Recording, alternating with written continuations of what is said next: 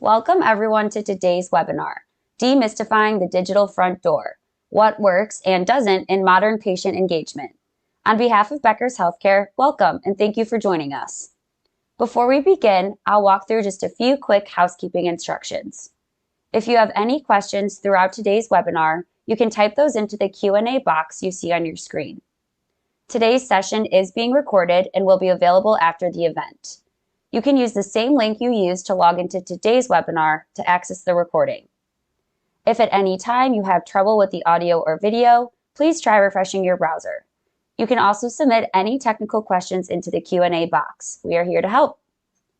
With that, I am thrilled to introduce today's speakers. We are joined by Dane Hoffman, Revenue Cycle Solutions Leader at Notable, and Gabriella Rosenblatt, Solution Delivery Leader at Notable. Gabriella is a seasoned healthcare leader with a background in promoting operational efficiency in multiple healthcare settings. Currently at Notable, Gabriella plays a pivotal role in overseeing Oracle Health intake solution implementations and has successfully deployed patient intake automation at leading healthcare organizations across the country. With over a decade of experience as a revenue cycle consultant, Dane has helped health systems optimize operations by tackling root causes and collaborating on improvements across all revenue cycle functions, from patient access to collections.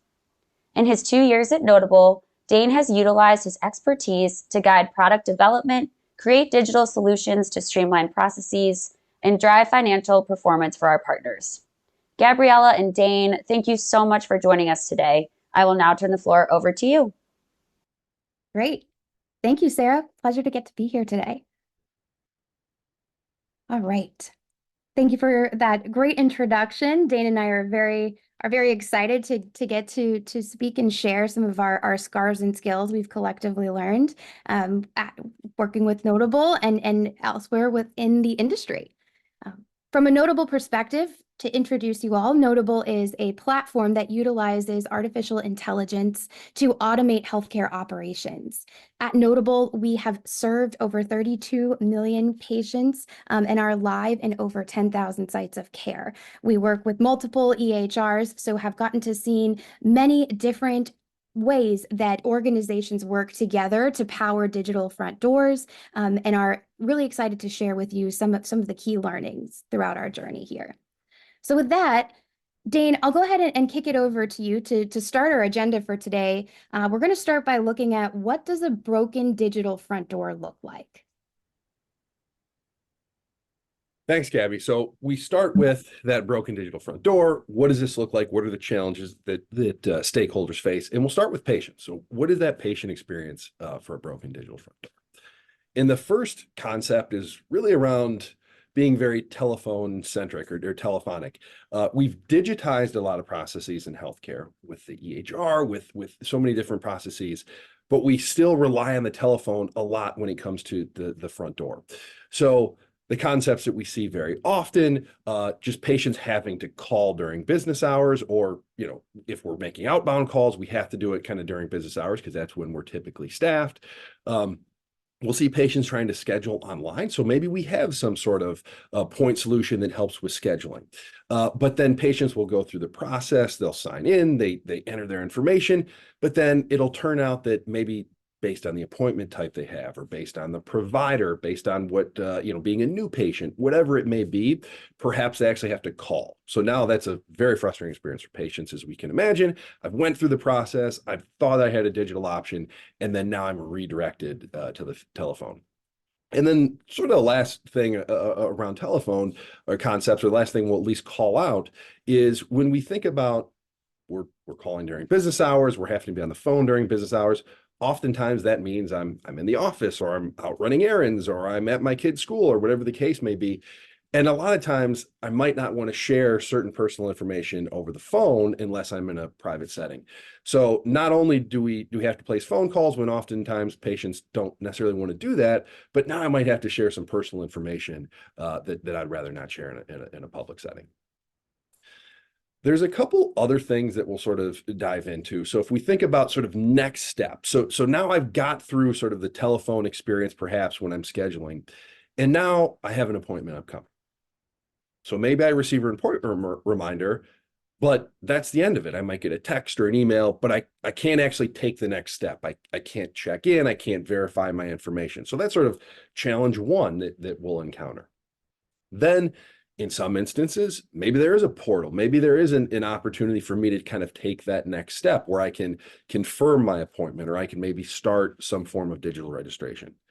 But of course, I haven't been to the doctor in 6 months and I forgot my password. And now I have to reset my password. So I have to go check my email, I get a text message, go through that entire process.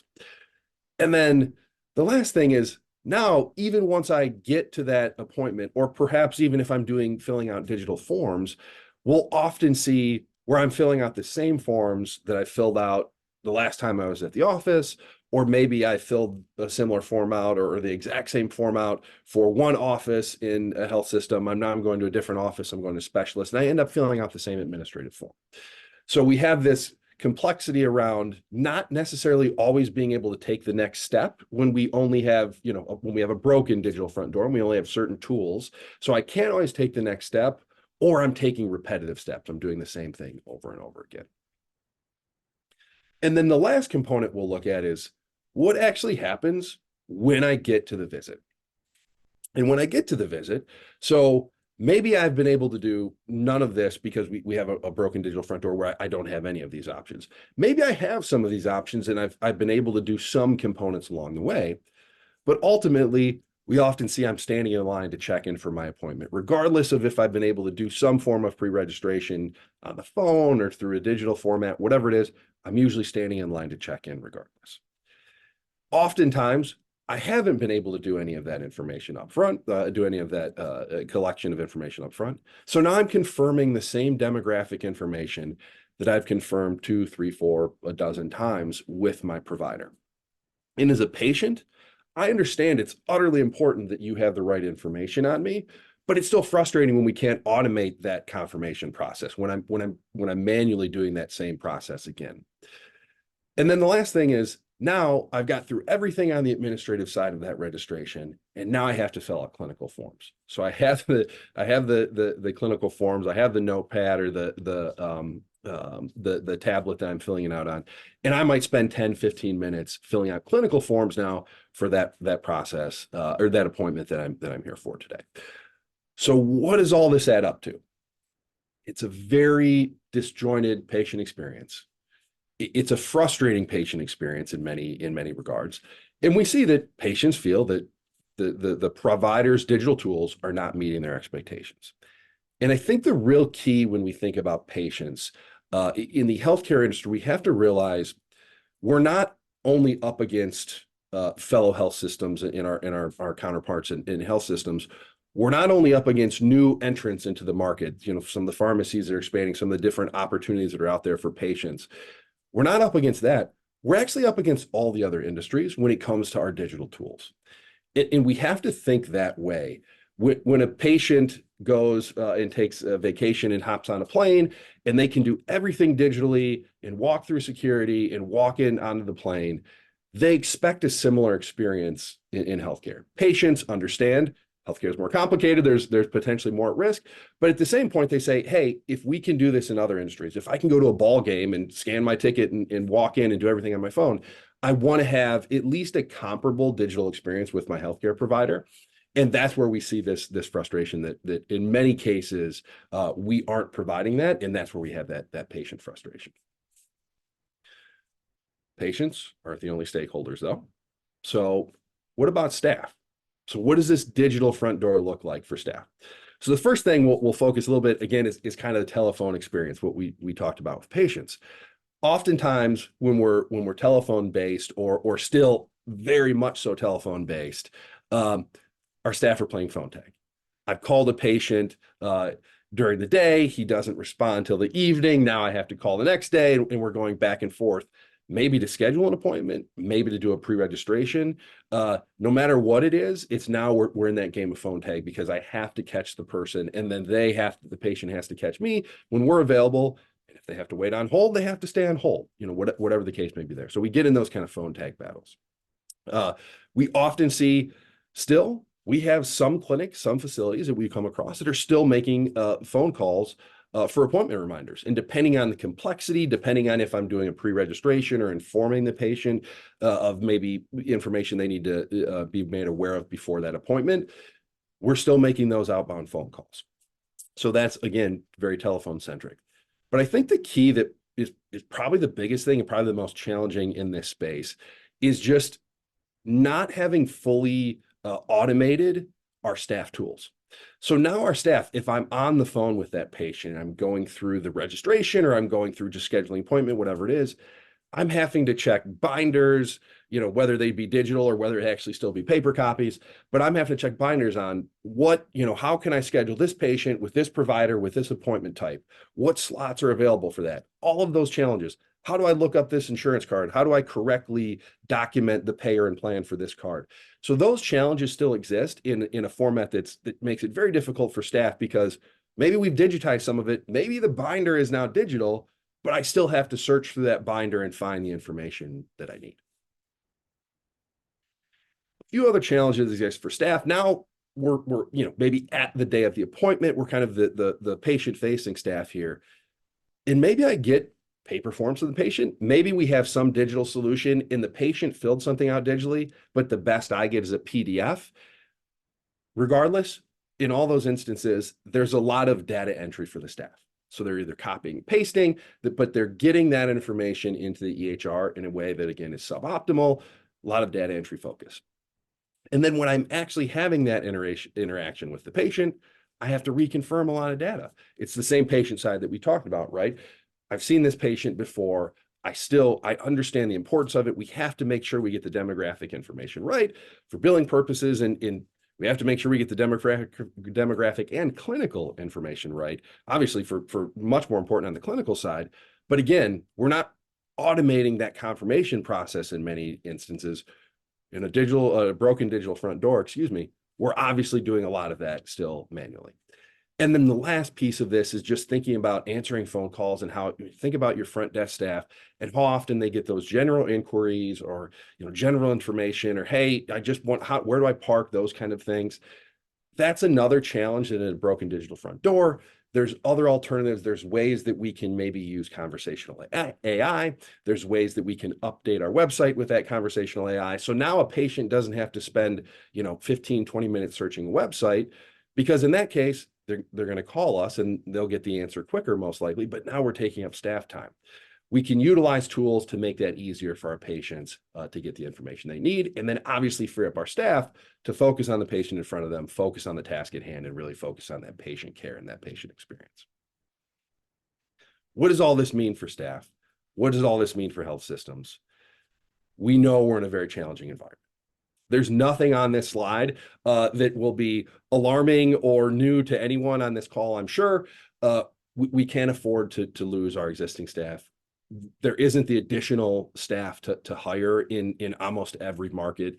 There may be a few outliers, but we know labor shortages are here to stay in many ways, shapes, and forms.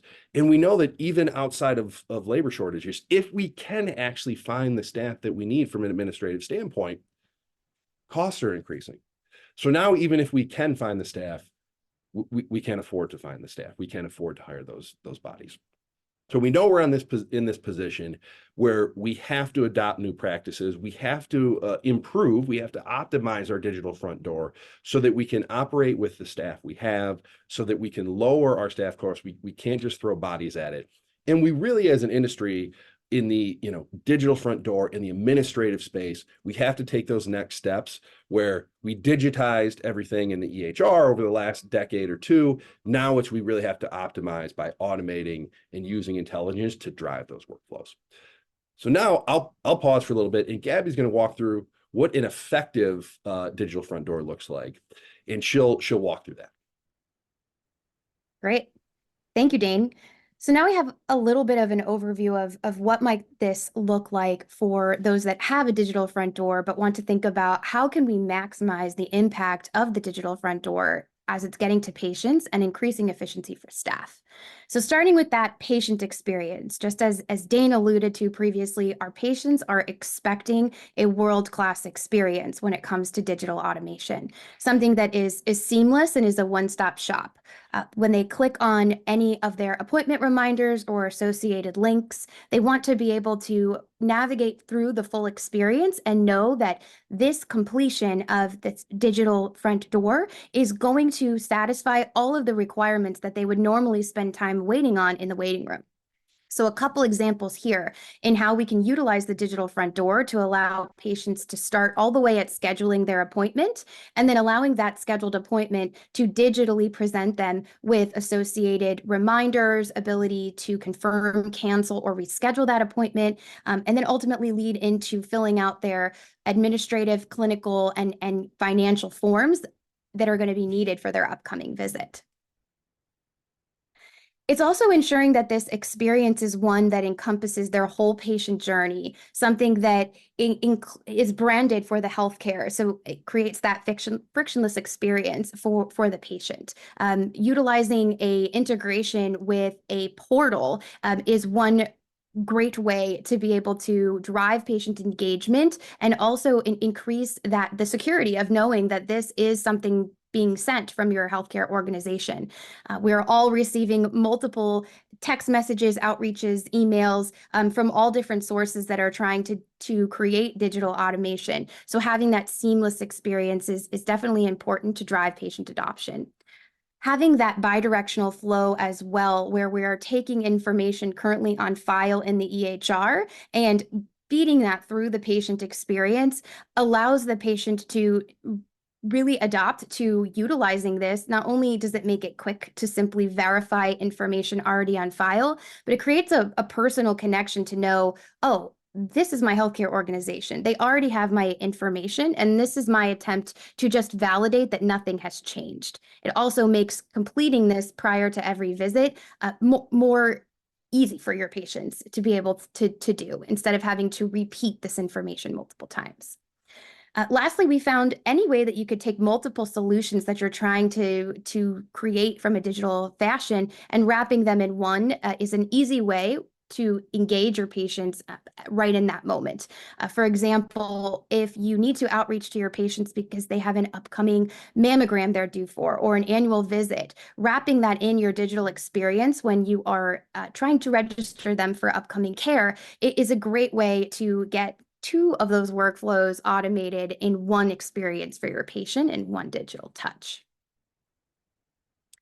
So taking a look at some of the statistics, how do we know that this digital front door is working? Here's some of the metrics that we have found lead us to know that this patient is adapting to this digital front door strategy.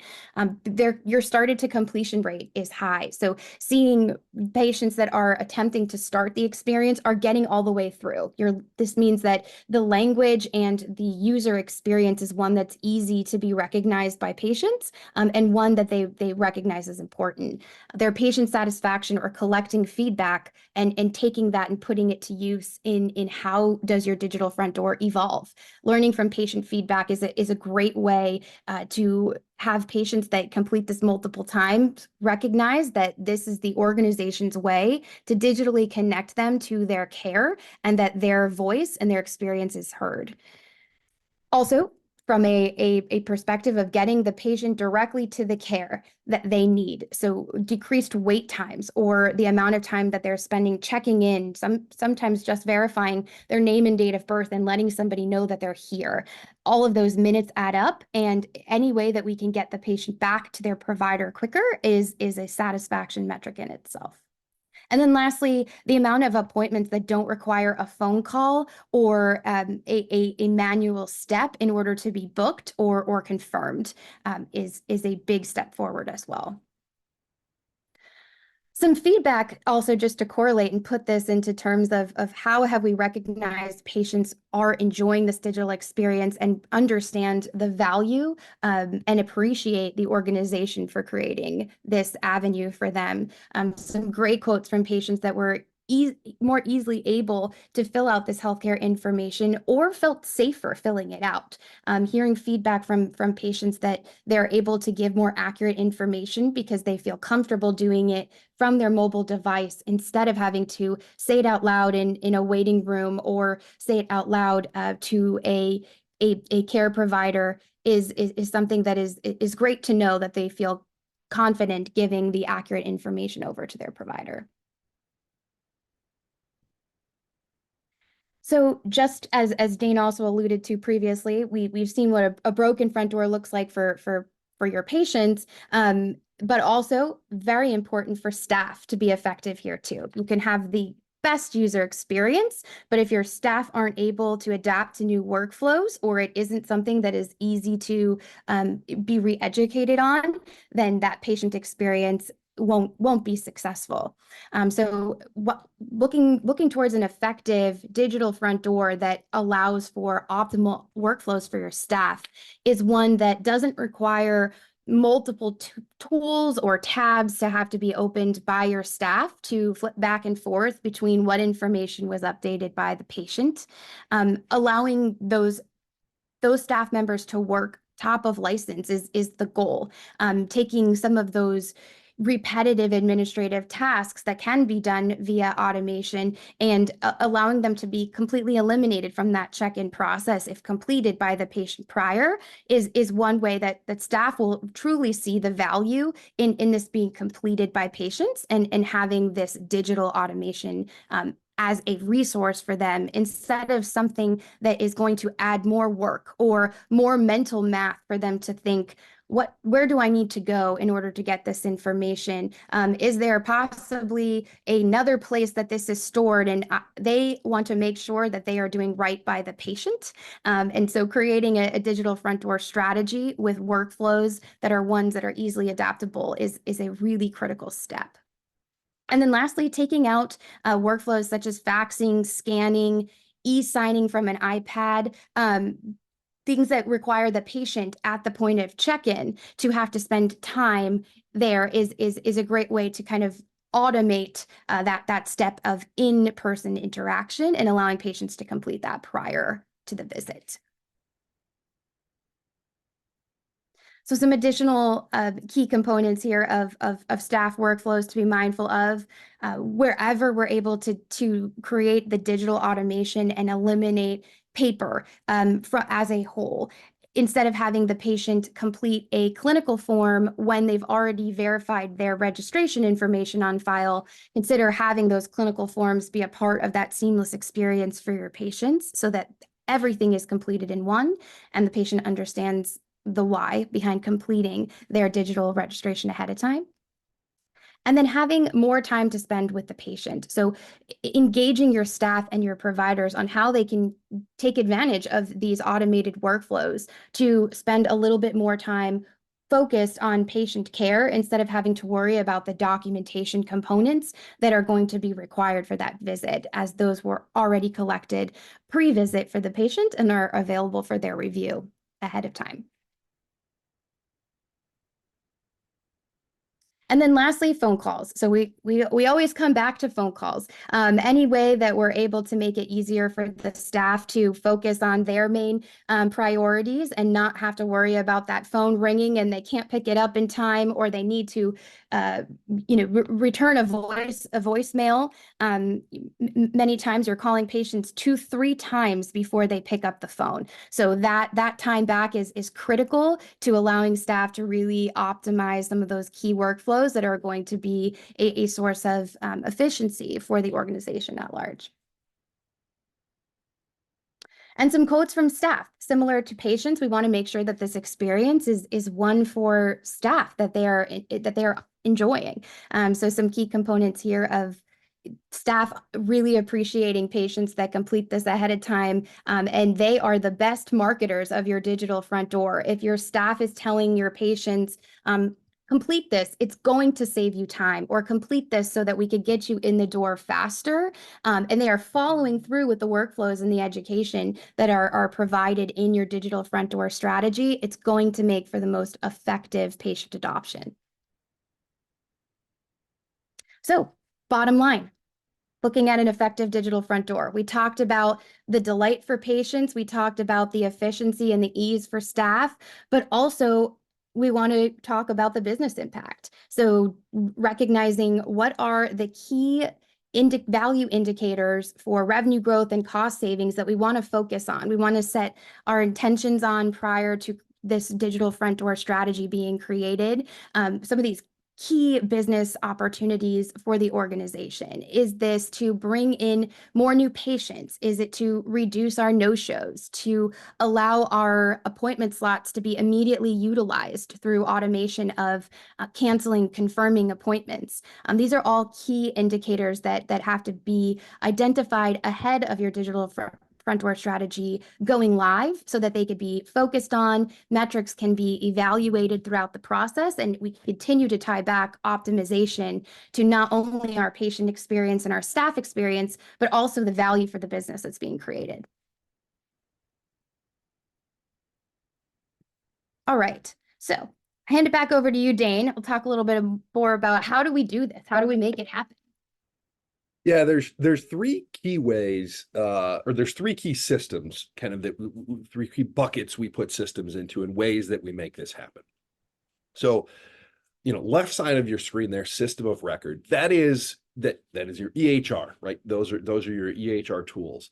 And your systems of record are really the foundation for everything that you're going to do from a digital standpoint. Now, we can also utilize a system of record to be our digital front door. There's tools we can build out. There's native EHR tools. So that's an option. Some of the challenges that we'll incur sometimes, or we see partners incur sometimes, is it might take more IT resources. It might take more capital to build those resources out because they might have to do a lot of kind of, in-house build on certain things. But there's a lot of partners that use systems of record, a lot of people in the industry that use system of record and use components of it to be part of their digital front door strategy. The sort of next component are systems of engagement. And those we often think of as like point solutions. So maybe you think a text vendor that's sending out your appointment reminders, or maybe a scheduling vendor that does certain components, certain pieces of the scheduling component.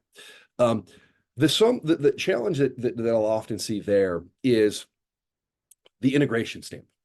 So it can be tough because now if we have a lot of individual point tools, they might not all talk to each other quite as smoothly, or they might not talk to each other as all. So that sometimes there's some integration challenges. The other thing that we'll see there is also change management can be a big factor in this sort of with systems engagement, because now if I have a new system, maybe as a staff member, I have to sign into something else. So I have my EHR and an additional tool that I'm signing into. So a lot of effective tools there. A lot of systems, health systems will build and have native EHR tools and some systems engagement. There's no kind of one size fits all approach to any of this for each individual system, but some of the challenges that we'll occasionally see or we'll often see with systems of engagement. And then the last one we'll cover is systems of intelligence, kind of the last bucket. And admittedly, biasly, that's where Notable is, and we've built ourselves as a system of intelligence for a couple of reasons. One, it provides a platform approach, so we can cover a lot of different areas, which is really good.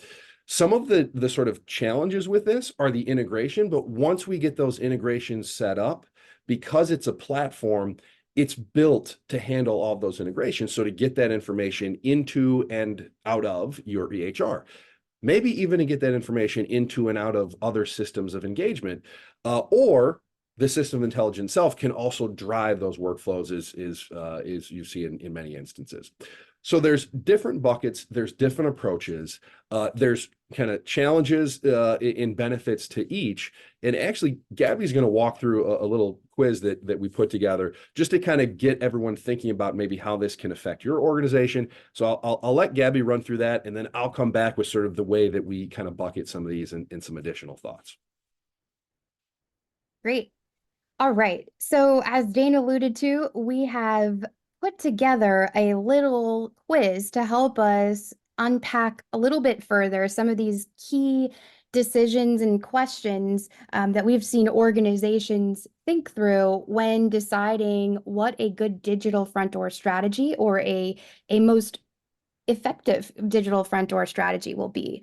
So we utilized a builder tool on our end that is normally used to build out clinical questionnaires to help providers come to clinical decision-making processes. So Dana and I thought, why not put this into effect here so we can put it into practice for some of the key items that we're talking about today. So starting with one of the most important questions, thinking through for your organization. Let's put ourselves in the shoes and the seat that we are trying to make a digital front door strategy decision on what are we going to utilize to power this patient experience and ensure we have a seamless process moving forward. So starting with cost and budget, we're going to first evaluate what is the financial commitment that our organization has? What is the budget that we are looking to commit to this digital front door strategy? Maybe we have a budget that is significant and that we are able to invest in the best resources and the best strategy that is going to create a seamless experience for patients and staff. Maybe there's a fixed budget. We know we want to create something that is great within this digital front door strategy. However, we have a set budget in mind that we want to stick to in order to create and craft this experience. Or maybe there are limited funds. So we want to look at ways that we can use what we currently have today and think through how do we not have to engage other outside resources or vendors in order to create this digital optimization within our organization. So for purposes of this quiz, let's go ahead and say that we are an organization that has a fixed budget that is looking to solve some of the most critical problems. So the next question that we're going to evaluate is how committed are our IT resources, or how committed can they be? Maybe you're an organization that has a one-person IT team that is engaged with multiple other projects and does not have a lot of time to spend.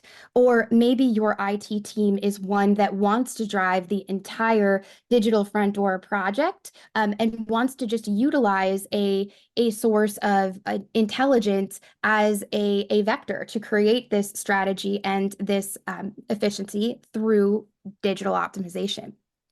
Or maybe you would like for this to be a completely hands-off approach where your IT resources will help to get this project up and running, or they will be a part as they wish. Many from the organization like to know what is going on. So maybe they're not the ones doing the day-to-day work, but they're involved from a strategy perspective, and they feel a part of this project and this overall very important key initiative for the organization. So let's say that for this specific quiz here, we're going to say that we want to have more of a hands-off approach. All right, next up, we're going to talk about what is the minimum level of integration that we're looking for with our digital front door. So we know that some digital front doors can solve for one or maybe a few of the operational efforts that we're looking to optimize, maybe simply only appointment reminders or only a specific form collection. We want to make sure that the organization is considering how much do we want to pull all of the information so that we can evaluate from a bidirectional component to say, do we want to pull all of that information directly from the chart back into our patient experience? Or are we okay with this simply being something that is completed by the patient and then staff have to take action on that to actually get it back directly into the EHR?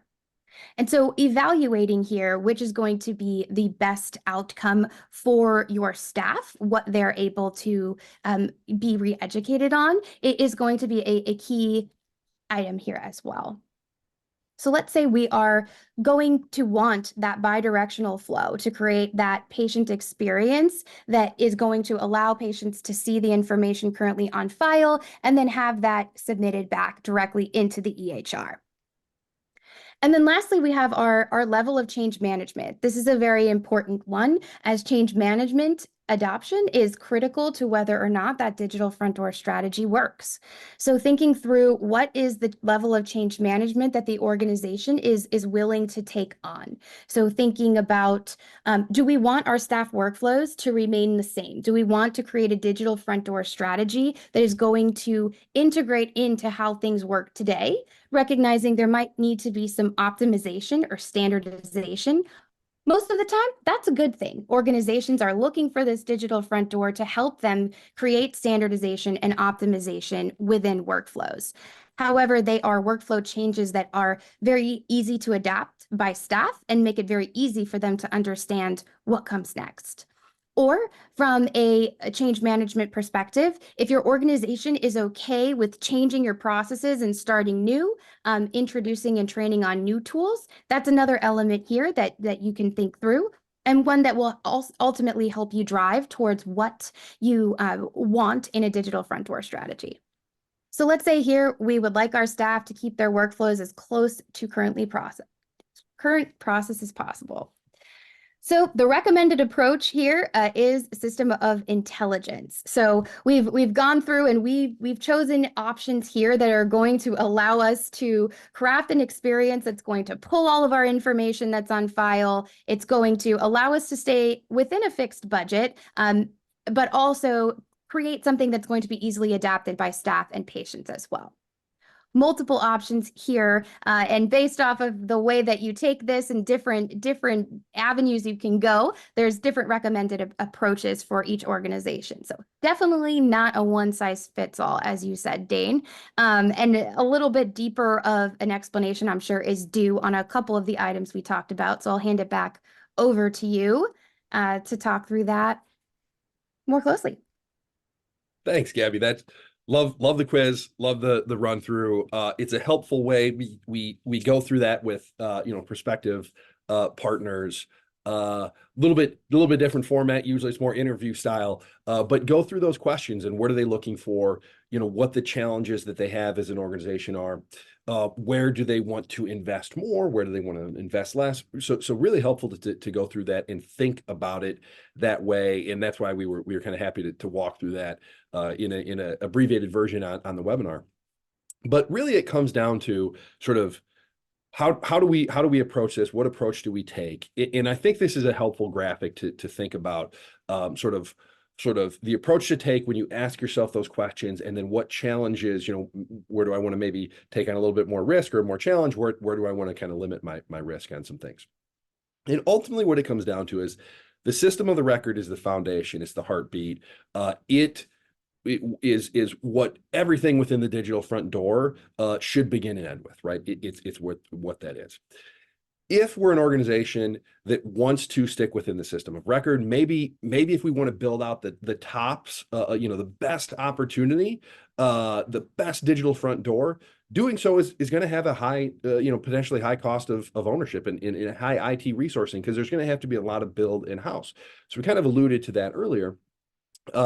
And there's low interoperability, but ultimately everything's staying within the EHR because we're building it internally. So that's a little bit less of a risk there when we think about sort of that system of record approach. But as we said, there's no one size fits all. And I'll be perfectly honest, in all of my consulting career and in all of my time with Notable, I have never seen one organization that was in only one of these, in only one of these categories, right? So we can add systems of engagement. Those are the more point solutions where there's usually a lot of change management involved. That's kind of one of the risks or one of the challenges there. My staff is going to have to maybe go into a different system. Perhaps I don't have the same integration standpoints, which causes my staff to go on some different systems, but I can get really good point solutions. It might solve, they might be really, really good at solving one or two of my kind of issues or things that I have to resolve. But then I might have some shortcomings in the long run where staff have to make some changes. That also can be a change management factor for patients. And that's something we also want to keep in mind as well. It's probably less of a factor because ultimately that digital front door, any solution needs to be simple for patients, but there is a component of change management that will affect patients as well. And then obviously the system of intelligence, that's where ultimately the IT resourcing is going to be low because you've got a partner that's doing those integrations, that's doing the background, that's doing the automation and using intelligence to drive the work. The change management is going to be low because ultimately we are going to operate in a way that we don't want to make a bunch of changes for staff. We want to essentially add digital assistance. We want to add intelligence to our current systems, whether that be a system of engagement or a system of record. We want to add intelligence there to drive those systems to get us to the next outcome for our staff or for our patients. So that's where that change management is a little bit lower, because ultimately the staff are following similar steps. It's just we're kind of teeing up the next step for them and only getting a staff member involved if that human touch is absolutely required. So many different approaches to take here. Obviously, we're biased at Notable towards the system of intelligence, but every one of our partners, like I said, has some component. Obviously, everyone has a system of record in an EHR, but there's several partners that have some kind of engagement systems that we may integrate with as well. And ultimately, what we want to do is help our partners get to the best solution for them as an organization and obviously for their patients. And that's where we love to help people navigate and find out where can we plug in and where can we help, where can your current systems, where can you maybe utilize your EHR, because that's the best solution for you as an organization and your patients. So really enjoy walking through that with patients, like doing the little quiz and the abbreviated version there, and hope that's helpful to get you sort of thinking about how do I think about my organization and where can we improve that digital front door? And also going to turn it back over to Gabby. Have some other, kind of check boxes, questions, things to think about when you're thinking about your organization as well. Yes. Similar to many things to think about from different options. We're giving a lot of homework today. Yes, lots of homework, but good critical thinking to better understand how you could break this down. So similar to our quiz on what source of your digital front door might be best for you, we've put together a quick checklist that can be reflected on for, do I have a digital front door strategy, and is it time for me to maybe think about how I can optimize? Are there any indicators of what we might think maybe there is a sense that is broken? So some key items here that we'll leave you with at this end of this webinar here to think through from a broken and an effective digital front door perspective. All right, that wraps up our education portion of the webinar today. We'll hand it back over to you, Sarah. Wonderful. Thank you so much, Dane and Gabriella, for that great presentation.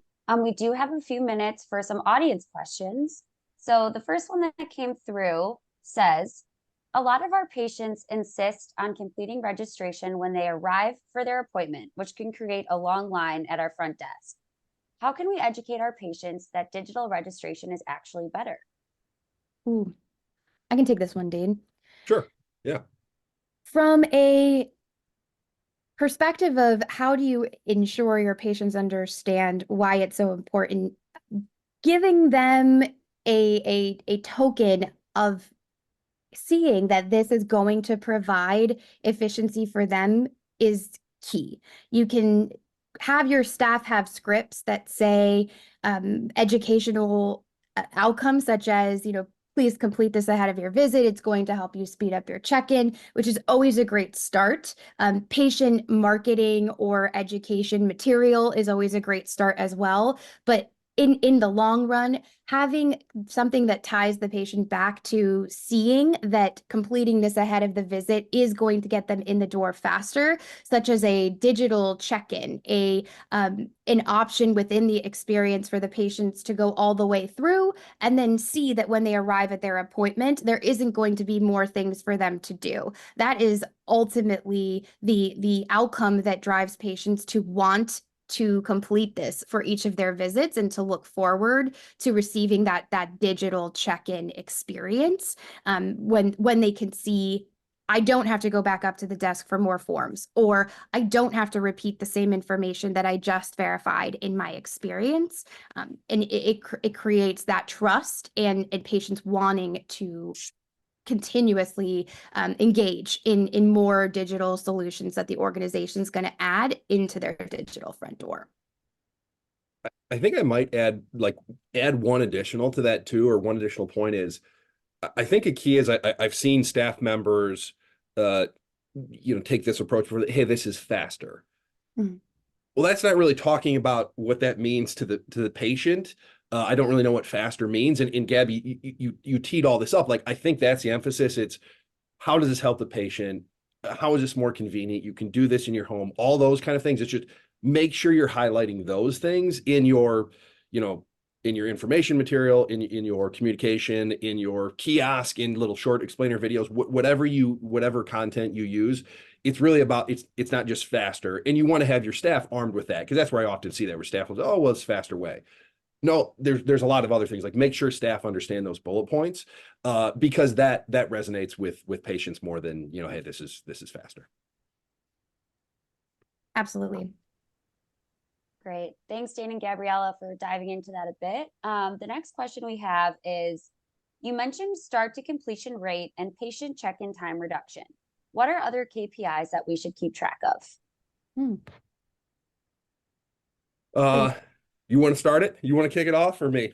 Yeah, I've got a few. I know Dane works really closely with with a lot of different indicators, and has taught me a thing or two about how some of our lagging indicators are just as important to measure here. So I'll name a few top of mind for me. So no-show rates are big ones. When it comes to this digital experience, we talk a lot about decreasing the call volume, but also how can we see that giving the patient the option to engage with their upcoming appointment, whether it's to cancel it, to reschedule it, or to confirm it, that is ultimately leading to a decrease in no-shows, which are detrimental to not only the provider's schedule, but there's a cost to that appointment.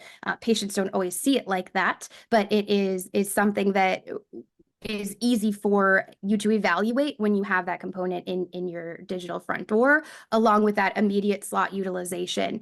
If a staff member has to cancel an appointment, or you're using a solution where maybe the patient cancels in their digital front door, but it's not automatically canceled back into the chart, you're relying on staff to manually go in to free up that slot before another patient can come in and utilize that slot in a timely manner. So also engaging with how many appointments were able to be reutilized based off of that immediate availability of slot utilization there. Those are some key ones around scheduling and appointment confirmation.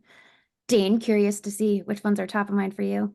Yeah, a couple other ones that are maybe a little more obviously, I would say point of service collection. So if we're doing registration, part of that digital front door, obviously your POS collections would be a component of that. And some of the ones that are maybe a little bit like one step removed or a little bit further out, not everyone looks at these, but like time to referral. So I've received a referral. How quickly can I get that appointment scheduled? That's something that a digital front door can help. Any kind of staff productivity measures, obviously looking at those as well, which Gabby talked about that a little bit, but like sometimes there's like ancillary staff productivity measures that we've looked at. And then the other sort of group that I won't dig into, because it's not super relevant to the call today, but it's like the general revenue cycle metrics. We always like to keep our eye on those. We know there's a million factors that go into that. The digital front door is one of those million factors, right? But we always like to kind of keep our eye on those and hope that those are going in the right direction. And hey, there's some movement, and the digital front door can be associated with the movement we're seeing in positive sort of down the line lagging indicators, as you alluded to. Absolutely. Yeah.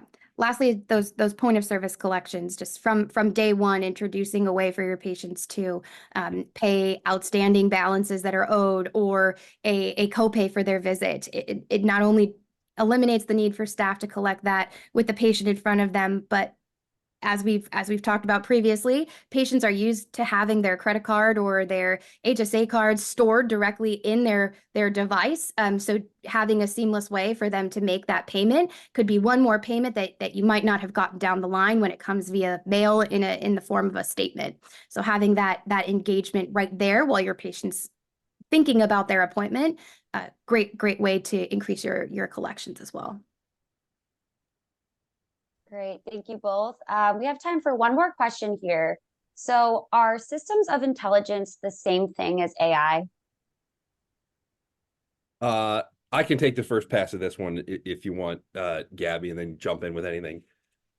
I would say short answer is no. They're not the same. Both are part of what I would call a system of intelligence, but there's some key distinctions. Or I said AI is part of a system of intelligence, but there's a really key distinction between it. So artificial intelligence is just one technology or capability that would be part of that platform, or that is part of that platform that's a system of intelligence. So it's utilizing artificial intelligence to do human-like capabilities, to learn, to develop, to read, interpret, right? There's a lot of other technical components that are part of a system of intelligence. The optical character recognition, so being able to read, extract data from documents, right, from faxes, from insurance cards, etc., using that.